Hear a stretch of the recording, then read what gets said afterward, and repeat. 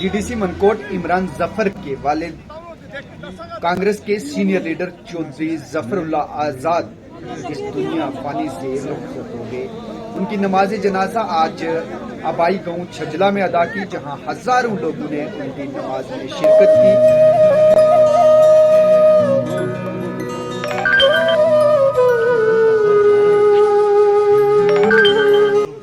चौधरी जफरुल्लाह आजाद एक नाहिती बेहतरीन इंसान थे।